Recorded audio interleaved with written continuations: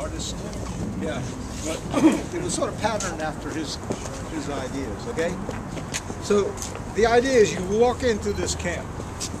Okay, and around the camp, of course, around the walls are all the camps and the number of residents and where they were.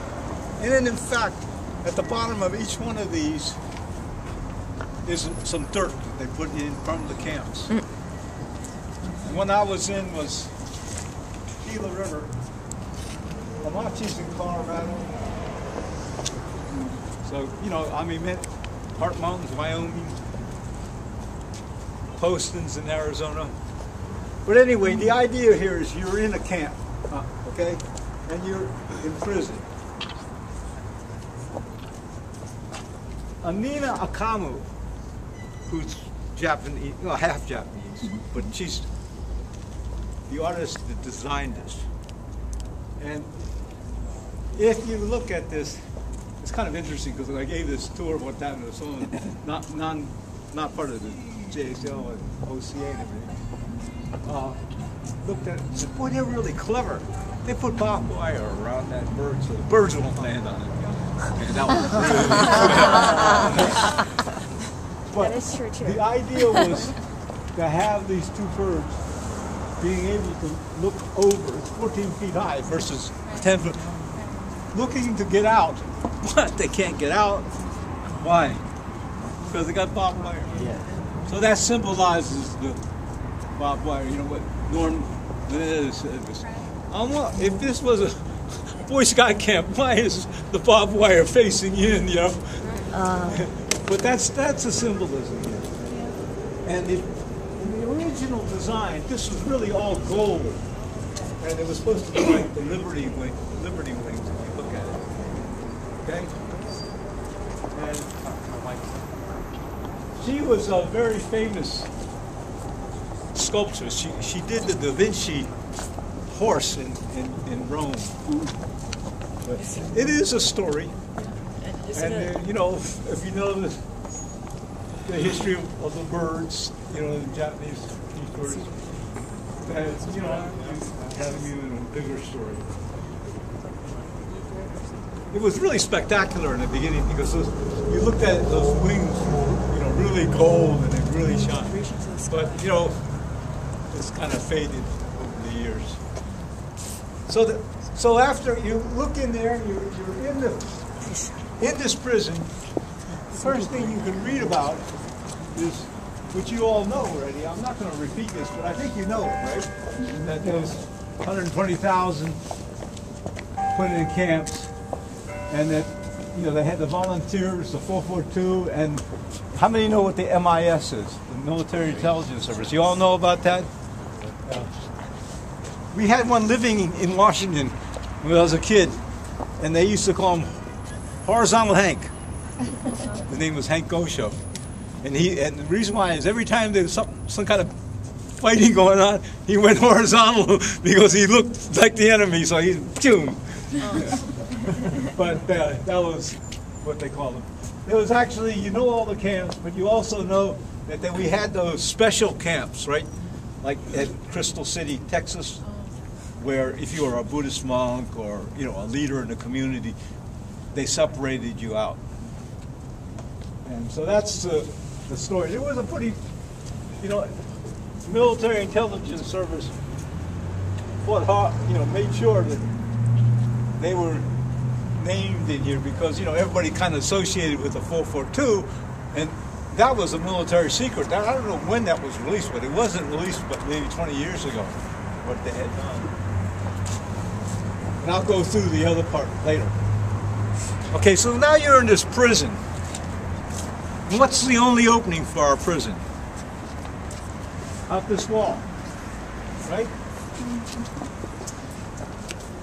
Now, you come here to the right time of the year, there's water flowing here, right?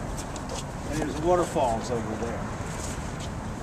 And there's 5 rocks. And the story on that has changed. You know, in the beginning, people used to say, well, that's the 5 islands of Japan. Well, that made no sense for an American memorial, right? Then someone else changed it to 5 generations on the land. Well, that's no longer any good because there's more than 5 generations. Well, whatever it is, I used to say that that meant the 5 generations on the land. But you know, there's more than 5 now. At least 6. It may be 7 for all I know. But in here, looking out here,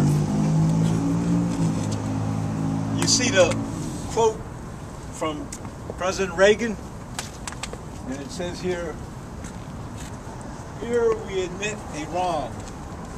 Here we affirm our commitment as a nation to equal justice under the law."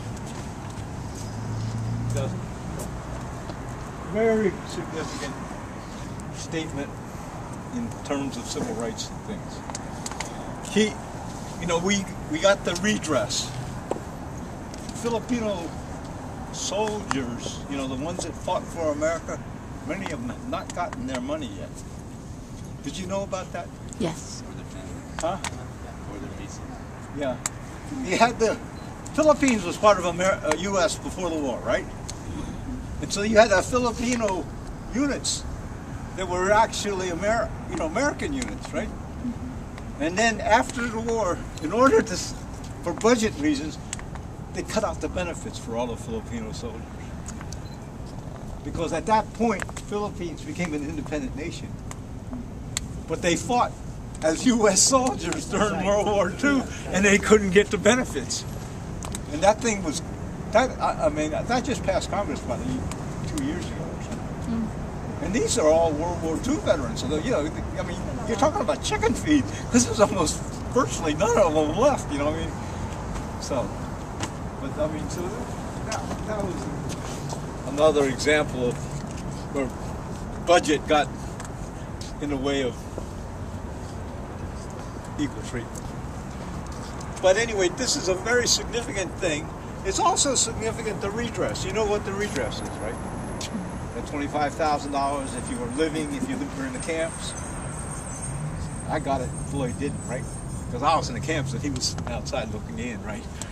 But, you know, but the way it was is you had to be living in the camps to get the money. And you still have to be living, right? Yeah, right, because my dad didn't get it because he was dead. But that was an important legal finding. We have a lawyer here? Many lawyers? Many lawyers. Why was it an important legal thing? Because it set a precedent of a government apologizing and providing a redress. I mean, you know, this 1 acre and a mule story, you've heard of that, right? That was a promise that never was kept. But